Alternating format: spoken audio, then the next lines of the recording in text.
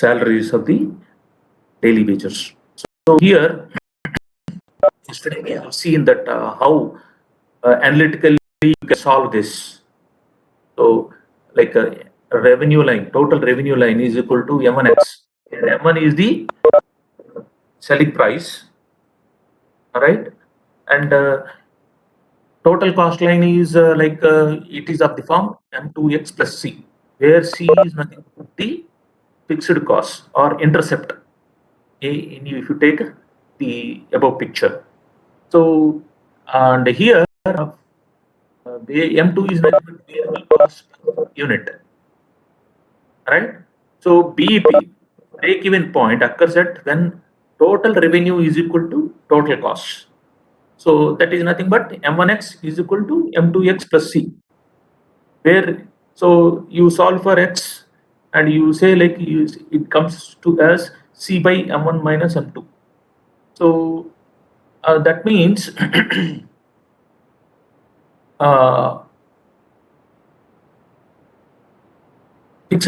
fixed cost by contribution per unit. So that comes to, so that is how, why we call it as contribution per unit is because it contributes to margin. M1 minus M2 is nothing but your what do you call, you can say margin that is you have to recover uh, to recover your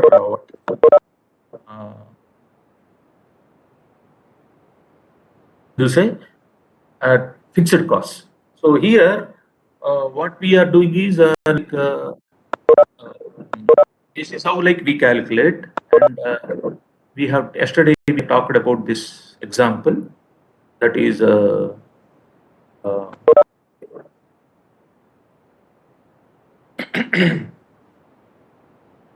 on this is nothing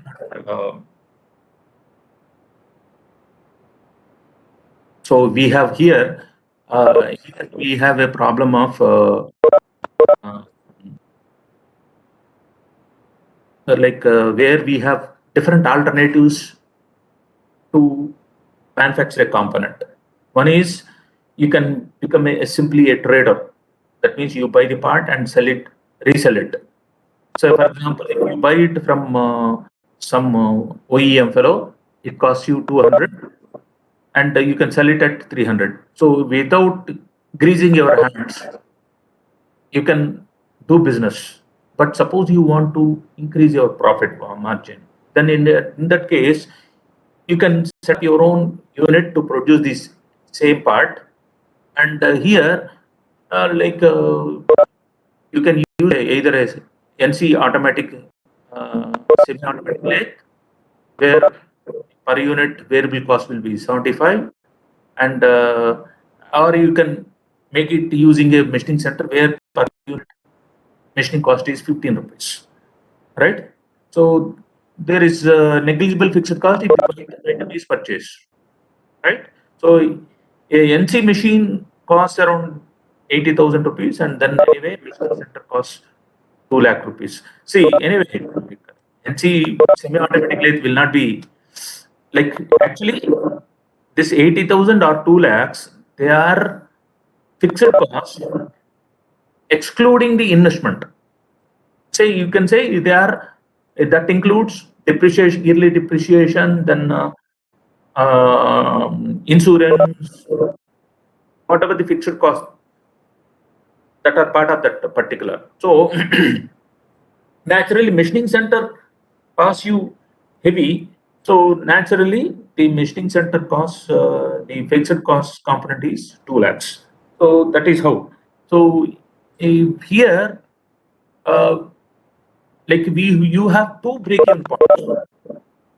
One is when you want to decide between whether you want to go for machining center or semi-automatic lathe. So to find out that, what we do is we are equating we are trying to find out what is the exact volume at which they break even. So we have found, so what is the total cost of production using semi-automatic lathe is, NC's semi-automatic lathe is 80,000 plus 75 into the demand, anticipated demand, like is equal to 2 lakhs plus. So this is of the form M1X or M2X plus C. So here we are and we are trying to find out what is the best option. So what is the break-even point where it doesn't make a difference between choosing NC semi-automatic lathe or machining center. So we have found that it is around 2000 units. Whereas if you have to choose between, say, uh, simply buying from outside or using semi-automatic lathe, here what we have found is that at the in the indifference point is 640 units. So if the that means if the anticipated demand is less than 640, it is better to buy. Trade. It is Sorry. then make it buy NC semi-automatic lathe. So there is no point in, like, if the anticipated demand is less than 640, better don't set up any. Sir, less than 640 means trading is best option, no, sir? Trader. You are becoming basically a trader, right? Yes, sir. So you are not going to set up any manufacturing unit. But if the demand is more than 2000 units, it is better to choose a machining center than a semi-automatic. So if the demand is between 640 and 2000, probably the best option is, what is the best option? Lathe. Yeah, MC semi-automatic lathe. Okay, so that is how, like, you solve this. That is how you make a decision between which one is the best one, right? So here, what we do is that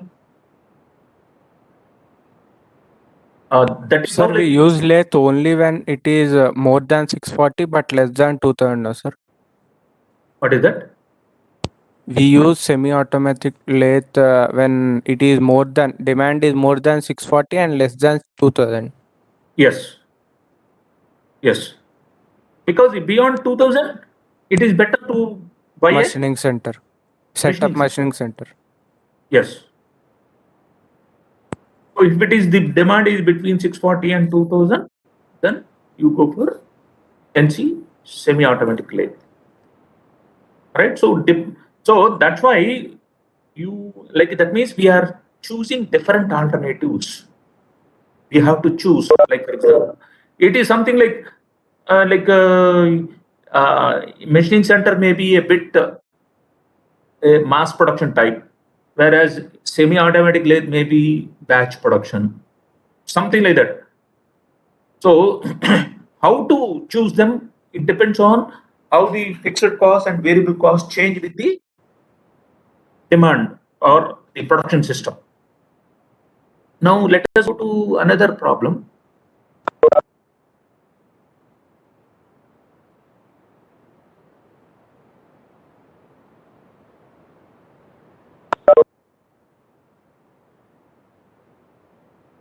So here we have another one more example, that is a manufacturing process has a fixed cost of 1,50,000 per month, right? And then each unit of product being produced contains 25 rupees worth of material and takes 45 rupees of labor. How many units are needed to break even if each completed unit has a value of 90 rupees, right? So We have to find demand. huh? We have to find demand. We know the profit and we know What is selling the price, cost price, and A fixed price, fixed cost. So how to solve this?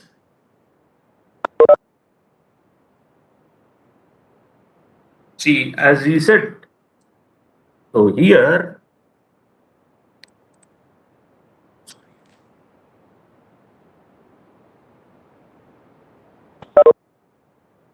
see, BEP is equal to fixed cost by contribution, right? So here fixed cost is 50,000. right? And then divided by, what is the contribution here? 90 minus 45 plus 25. Yes. So that means variable cost per unit is 25 rupees of material cost plus 25, 45 rupees of labor cost. So 70 is the labor cost, is the variable cost per unit, and 90 rupees is the, like, it has a Selling value. price. So that means 90 minus 70. So it comes to how much? 7,500. Yes, sir, 7,500. That means here, unless he sells around 7,500 units, he cannot break even. Only he will start seeing profits beyond 7,500. But till that time, anything, like, suppose if he produces 7,000, so what is the expected loss for him? Pardon, sir?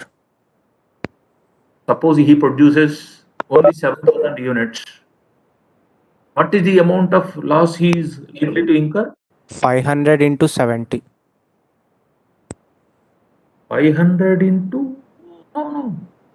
500 into 90. 500 into 70, he will spend extra, no, sir. So that is a loss. We have Sir, to once distribute, try. Actually, it will only come in final, I think, because he is short of 500 units, and each unit he will spend 70 rupees. So 500 into 70 is let us calculate. So 90 into 7,000 minus 15, 1 lakh, 1,50,000 minus minus 70 into 7,000. how much it is coming?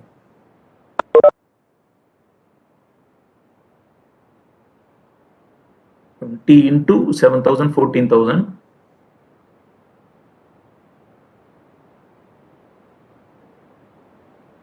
10,000 I think.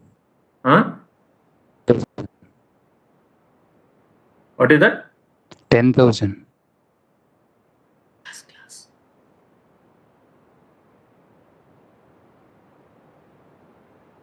So how much loss he is likely to get? 10,000, sir. 10,000? Yes, sir.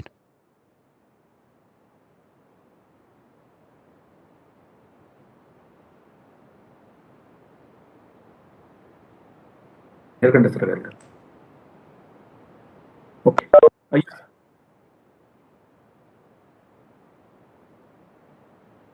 It is coming as 10,000. Yeah, yes, sir. So that is the how, like, we calculate. What was the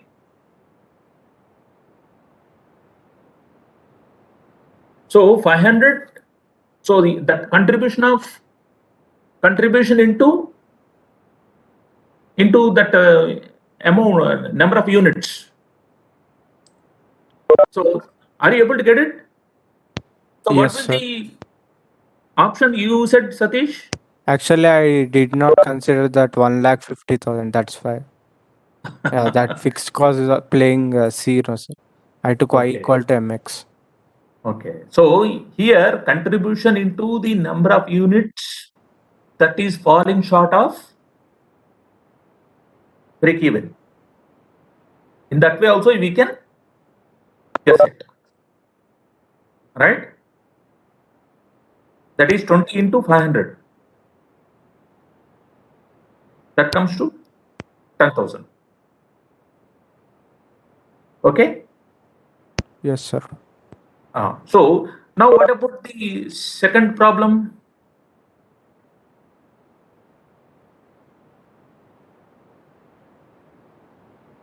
What is the break even point? 900. 900. Then what about these B?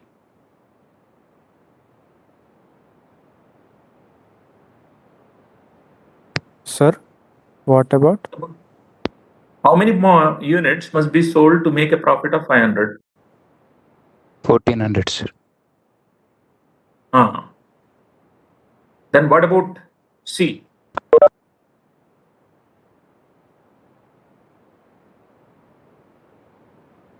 So anyway, for C, you break your head, right? We will come back. Let's see, you solve that for the next class. Okay. So we will move to the next point. Okay. Sir, like, So can you next- explain the question of it, like C part? That's why I left you how you interpret. Okay, sir. So here, now coming to line balancing. So here, see, when we get this problem of line balancing in production management is when, say, suppose you have, by doing break-even analysis, you have found that producing because based on the anticipated demand, you have found that mass production system is the best option. Let us say, like, you have high volumes requirement, and you thought of going for a mass production system, right? Then for that, like, normally the major irritation or major difficult thing in in mass production system is line balancing. So line balancing is a production strategy that involves balancing operator and machine time to match the production rate to the takt time. So what is this takt time? Takt time is the rate at which parts or products must be produced in order to meet customer demand. Okay, that means like at what rate? Say, for example, like if you take, it is said that the takt time with which Henry Ford was producing his T model black car was around 38 seconds or 40 seconds. That means he is able to turn out a car for every 40 seconds. That is the speed at which he was turning out his T model. Because he was producing at that rate, at that speed, for a period of time, he could reduce the price of the car from $960 to $280. So that is the beauty of mass production system. The more volumes you produce, you tend to reduce the cost of production, because you can you are able to by your see by reducing the like even though the profit per unit may be less, but when you are producing things in millions, that itself will recover most of your fixed costs.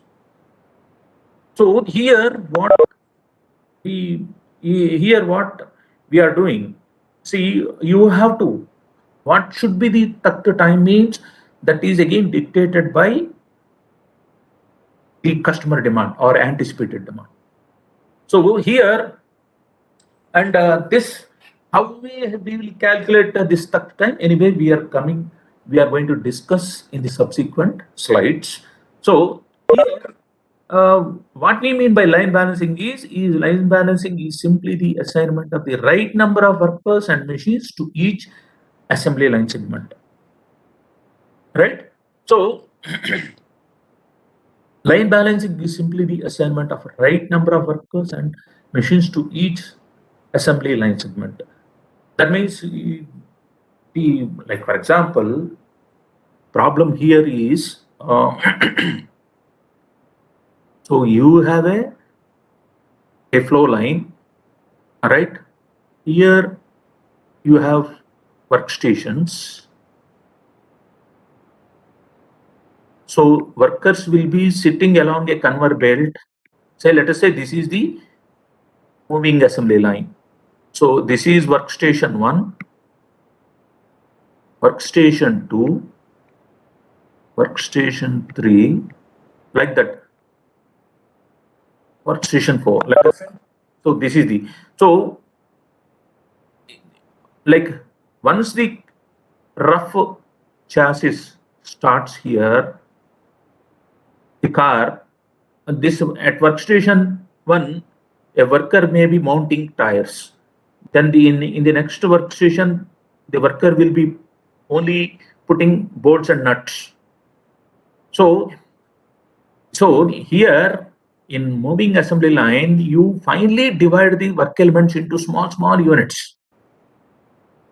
Suppose if your takt time is say 30, say let us say have a round of figure, like say 40 seconds.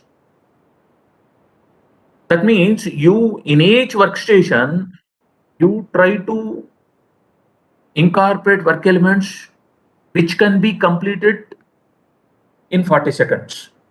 So in a assembly line balancing, what we do is we will try to see that in each workstation, the total work content of each workstation is not more than 40 seconds. Suppose if this guy takes 40 seconds to mount a tire onto the axle, for the what do you call, for tightening the bolts, again you assign that to another workstation, because each of the workstations should not take more than 40 seconds if your time is 40 seconds. That means because you want to turn out one unit for every 40 seconds. So sometimes what happens is, you may not be able to exactly balance each of these workstations at exactly 40 seconds. Say something like one may take 40, another may take say 45, this may take 35, right? So it is rather, and another, the last one may take 41. Then what happens is, this 45-second workstation, that is workstation 3, will act as a bottleneck. So you have to either transfer certain work elements from workstation. Sir, we can keep the highest time taking at last, if possible, towards the end. Whether you put it in the front or last. No, sir. If it is in the front, then if it's delayed by 45, I mean 5 seconds, everyone will be delayed after that, no, sir?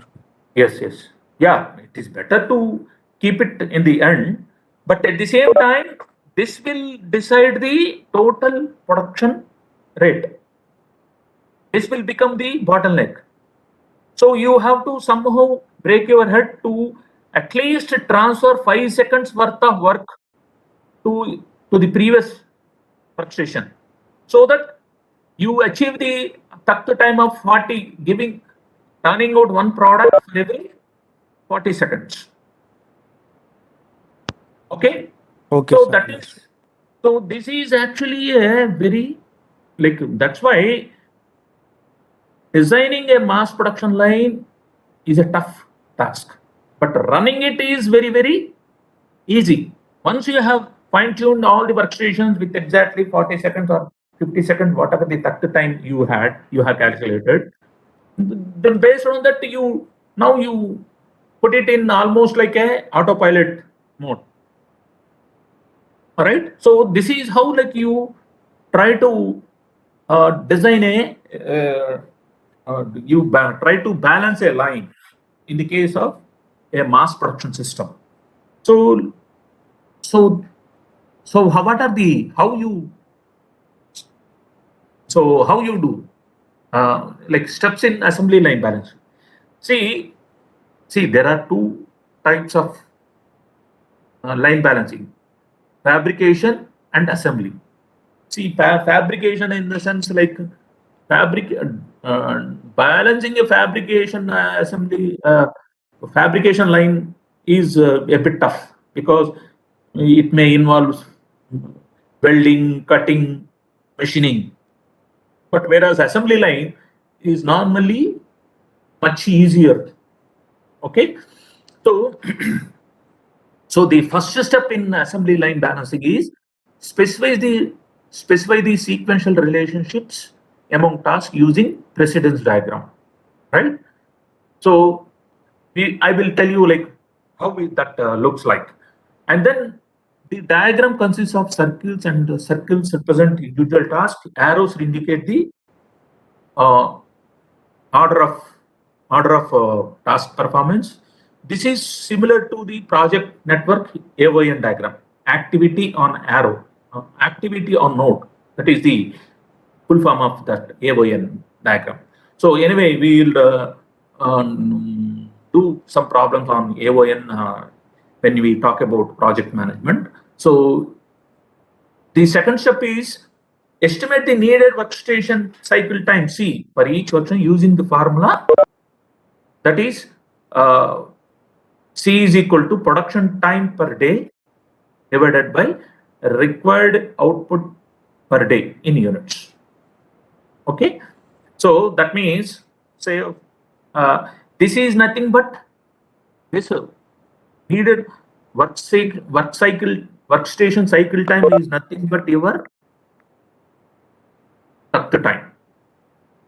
Okay, so this is production time per day means, say for example, like suppose you are working one shift per day. So suppose you work 8 hours, then in each hour you have say 60 minutes.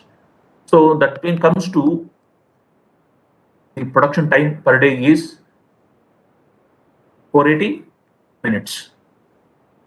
Suppose, sir, workers may not work 480 because you have to give 1 hour break for lunch and other personal needs like going to toilet and to drink tea or coffee or water. Then you can conservatively put this as 7 hours. So anyway, it is left to you. Like let us say like the workers have to work 8 hours full shift. Whatever the extra time that they take for lunch and everything, that is say that is extra. Like say you may put it like it is 9 hours. But anyway, what is your realistic production time? Suppose if the plant works 2 shifts, then in that case, so 16 hours into 60. And then required output per day in units. So suppose like Kia Motors has set up a plant in Anantapur. They say like you want to produce 1 lakh units per year. In that case, per day, let us assume that the plant works only 300 days, removing Saturday, Sunday, and some national holidays. So based on this 300 days of working days, you try to calculate what is the required output per day, right? So when you divide this 480 by this daily production rate, then you automatically get the cycle time, right? So now the third step in assembly line balancing is calculate the hypothetical minimum number of workstations NT you will need to satisfy workstation cycle time constraint using the formula. Okay, so how many workstations you need? Suppose you want to, then what you do is NT is nothing but sum of task times by cycle time, right? Say, like if you take a Henry Ford example, like the sum of total time, total, like he said, like he has reduced the assembly time of each car from 12 hours to 90 minutes. So here the sum of total he has around 90 minutes to assemble a car total time, and whereas what are assuming that he has turned out, he was turning out around 41 one car for every 40 seconds. Now what is the total number of units, total number of what is the hypothetical minimum number of workstations he should have in his moving assembly line?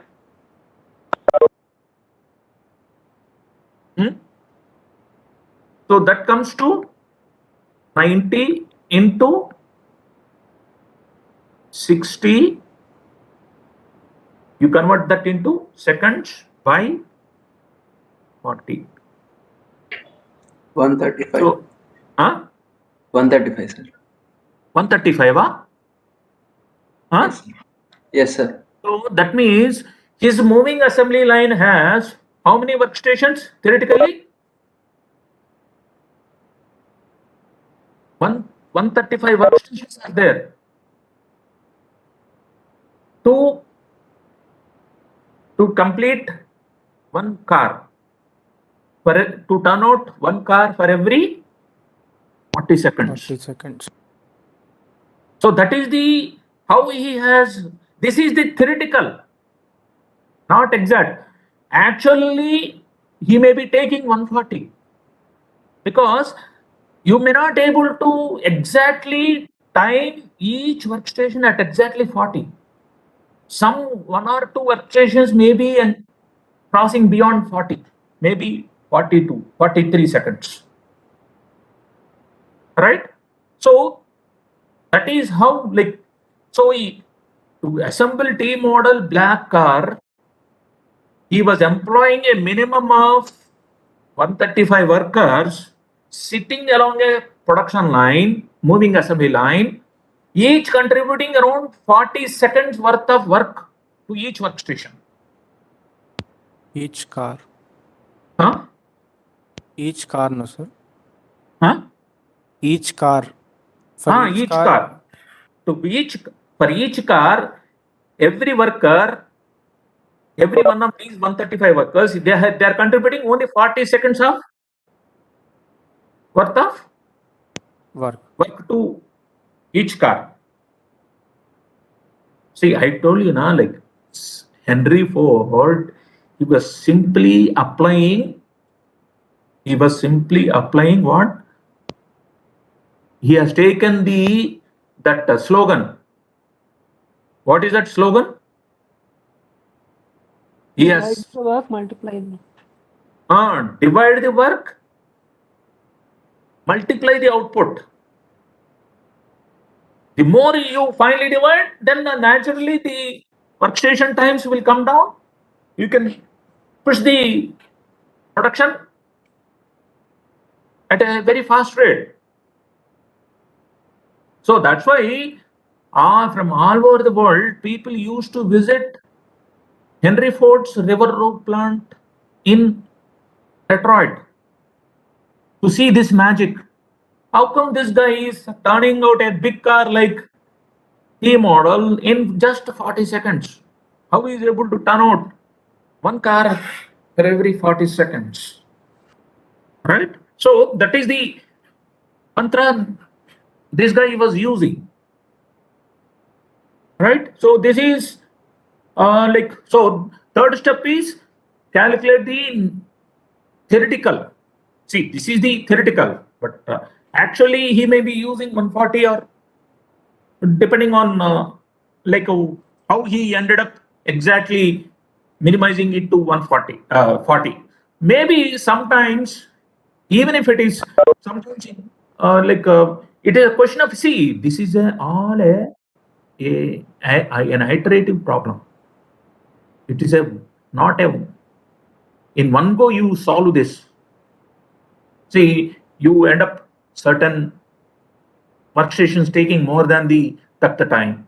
Then you break your head on how to reduce that time for that particular workstation. Anyway, we are coming to that strategies in the subsequent slides. So here, what we do, what is the fourth step is we take select a primary rule by which tasks are to be assigned to workstation and a secondary rule to break the ties. So this is anyway a simple common sense algorithm. What this really means is you use some heuristic or thumb rules on how to prioritize in allocating tasks to a particular workstation. See, you may combine 2-3 tasks to be allocated to in a single workstation. Say, for example, suppose suppose that this guy takes only 10 seconds to put the tire and to tighten the bolts another 20 seconds and tighten the bolts, mount the bolts, and as well tighten them. It comes to say, so that means you have in a single workstation you might have to assign 3 tasks like putting the tire, then putting the Mounting the bolts, and then bolts. tightening them. So you have to select. The only thing is you have to take care whether you are following the technological precedence for this. Are you able to follow the technological precedence? How you are checking that is through this.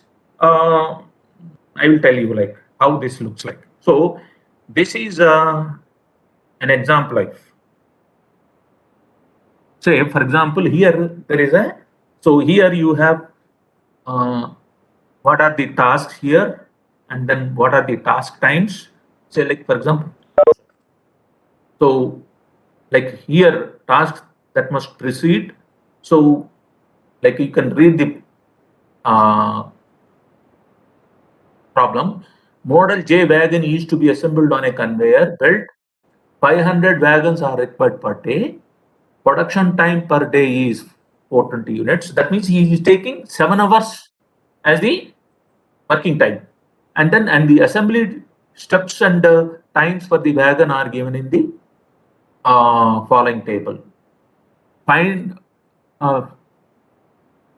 the balance that minimizes the number of workstations subject to cycle time and precedence constraints. So this is what we mean by the precedence requirement. That means you cannot decide the task in the way you want. Like for example, you can take up task B, like insert rear axle, unless you position the rear axle. So there is a technological constraint. There is a precedence requirement. So it is just like house construction. Unless you have dig the foundation, you can't have the foundations. Similarly, unless foundations are finished, you can't construct the walls. Unless the walls are constructed, you can't put the slab. So just Before like walls, that, pillars should be there. huh? Before walls, pillars should be there. So like that means there is a technological precedence. So there is a only certain times you can have some flexibility for certain tasks. You can shuffle them, but Overally, there is a constraint on how you choose your next element, right? So that is how, like, so this is the total task times is 195 say seconds, and so that is for this what we do is, so here you can see the cycle time is production time per day by output per day. So here we said like 60 seconds into 420 minutes by 500 wagons, because here we require 500 wagons. Maybe this is a toy wagon, like so here, since you require 500 wagons per day, so what is the cycle time is 25,200 seconds by 500. So that means you should turn out one toy wagon for every 50.4 seconds. So that is how, like, you calculate the cycle time. And then here the theoretical minimum number of workstations is nothing but NT is equal to total assembly time by cycle time. That gives, so that means you need 4 workstations. Whereas in the Henry Ford case, we have found that it should have at least 135. So this is a simple. So you have to assign. So how that whatever the table, this table, whatever you are seeing here, that has to be converted into a network diagram like this. You are seeing now. So here, this is what we call it as AON diagram, activity on node. So this, whereas arrow represents the technological precedence. So here we are saying unless task A is completed, you cannot start the task B. Right? Similarly, you are saying task C can only start once B is completed. Whereas D is the first one. It doesn't have any, A and D doesn't have any immediate predecessors. They can be start without any prior requirement.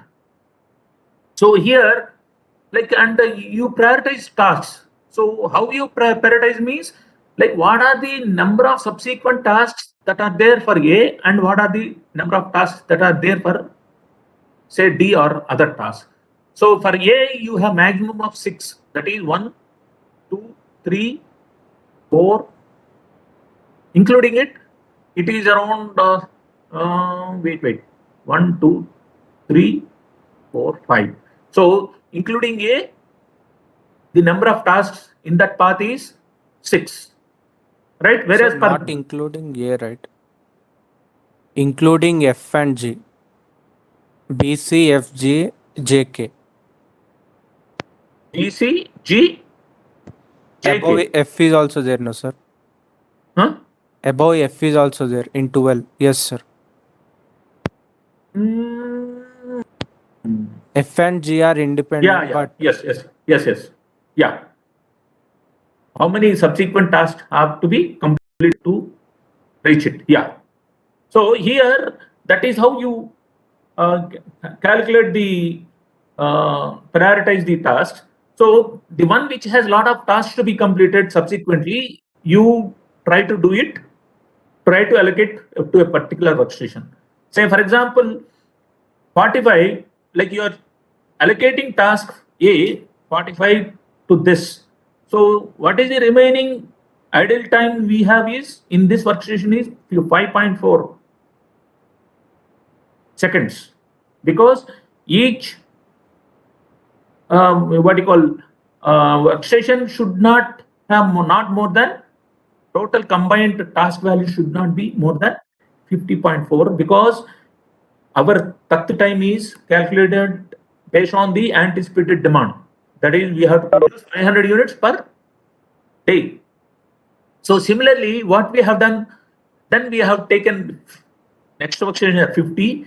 Then what we did, so in workstation 3, so we are just seeing like without technological violation, what tasks can be allocated. So for workstation 3, we have allocated 4 tasks: B, E, BE, C, and F. Because when we are allocating F, we have seen to it that the B and C are also allocated in the same workstation or in the previous workstation. And similarly, why we have included E is because D is already completed in workstation 2. So this is what we mean by without violating technological precedence, you should allocate work elements, task times, tasks to each workstation. So like this, you try to allocate here. What is the actually what we have found is that theoretically we are supposed to complete this entire assembly in using only 4 workstations. But unfortunately, this because of this technological precedence requirement, you see that the last task has a total idle time of 41.4 seconds.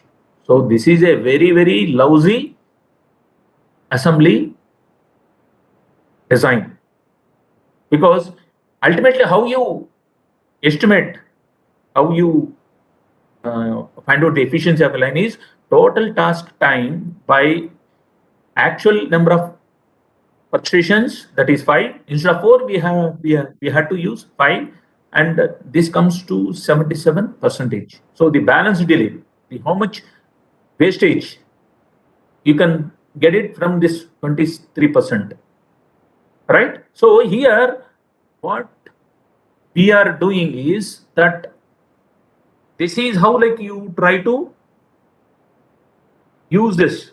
So select a primary rule by which asked. Here, what is the primary rule that we have used is how many subsequent tasks have to be completed, right? That is the primary rule. Secondary rule means maybe you can use a secondary rule like what is the out of the 2 tasks which are competing for this allocation, whichever it takes more time or less time, you take that as a rule and then allocate to a particular workstation. All right.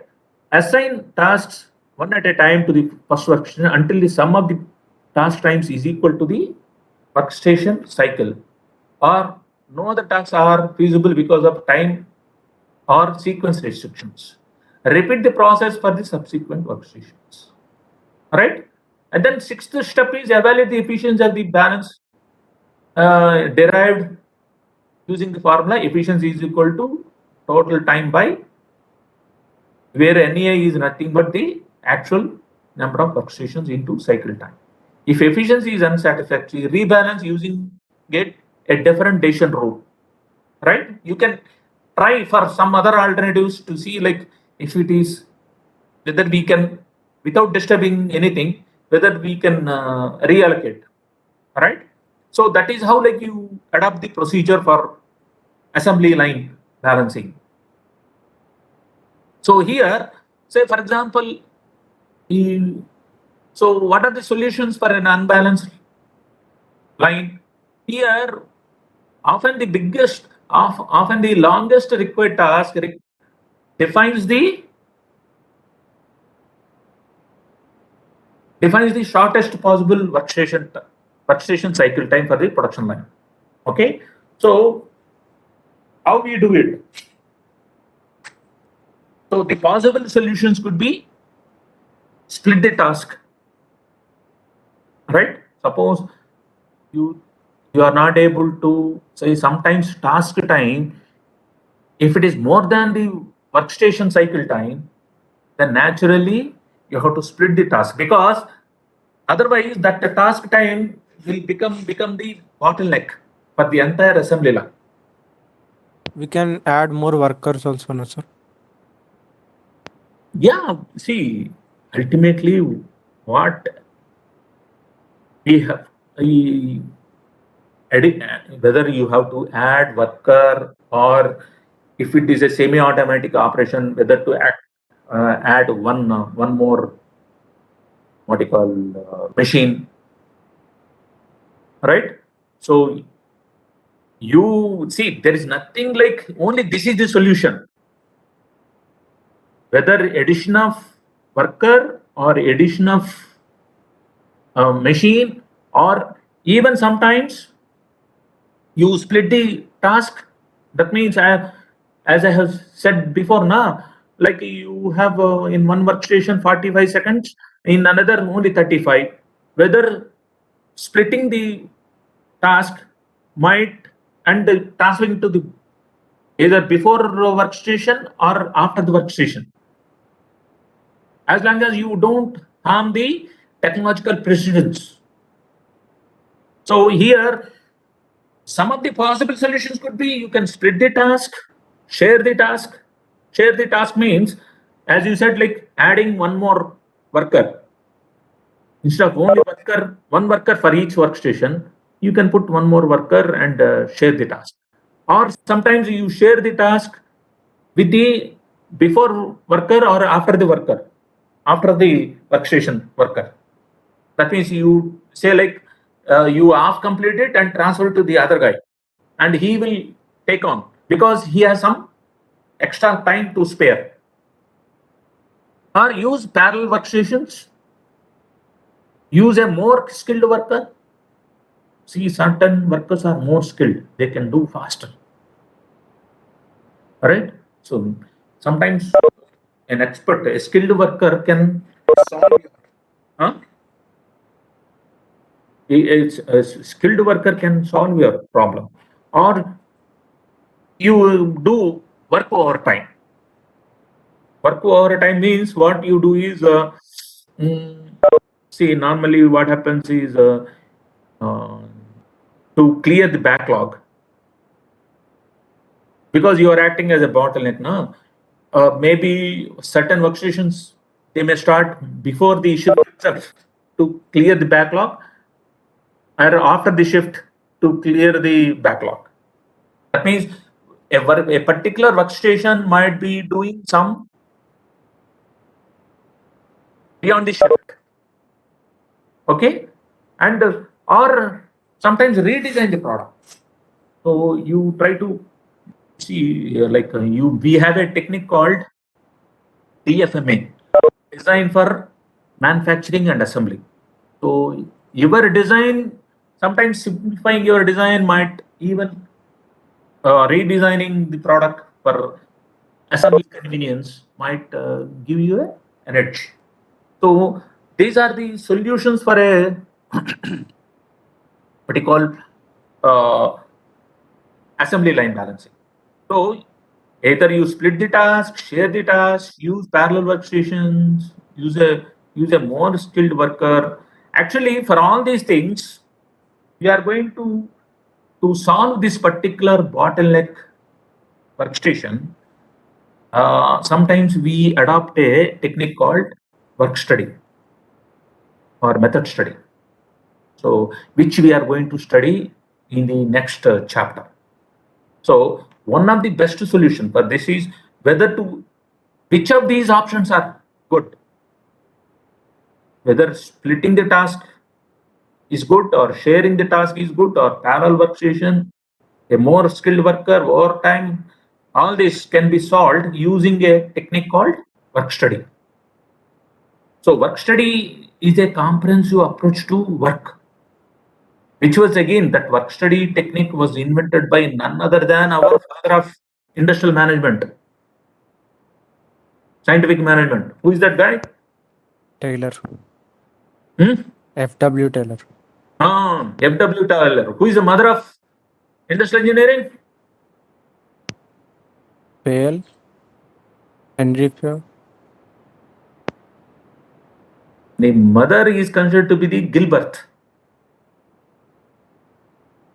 Actually, Taylor and Gilbert, you can consider them as mother and father of scientific management, like father of scientific management is, even though particularly for this work study, if father of work study is Frederick Taylor, mother is considered to be Gilbert, Frank Gilbert. Anyway, we'll come to know about these in depth, the subsequent chapter.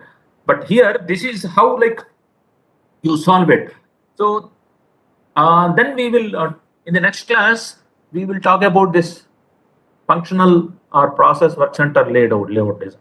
Okay, we will. That is, this is but nothing but your what you call process layout, which is the where normally this functional or process layout is useful for which kind of production system? Function type. Functional type of layout is useful for what kind of production system? Process something. Process type. Or Process or functional is same here. For what kind of production system this is good? This layout is. Whereas for mass production system, you use for line layout or product layout. For product layout, so like this is nothing but line balancing is used for product layout or line layout. job type. So whereas this process layout or functional layout is useful for job order production system. Okay, which we will discuss in the next class. Okay, what is the design issues in when you are going for a job order production system? So for job order production system, the best layout is functional or process layout, right? So how to design that, and what is the design criteria we use in designing a functional layout? So that we will discuss in the next class. Okay. Sir, can you once go to the question you asked? ABC. Uh-huh. The third one is getting negative, sir, for some reason. Yeah, that means what? It's not possible. Yes, it's not a viable. So anyway, we'll discuss in the next class. So the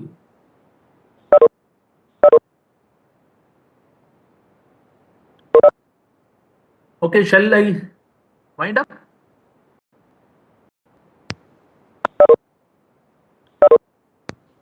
₹1.5 per material. One, what is that? One output is not feasible, sir. Yes. Yes. So that means it is not viable to produce.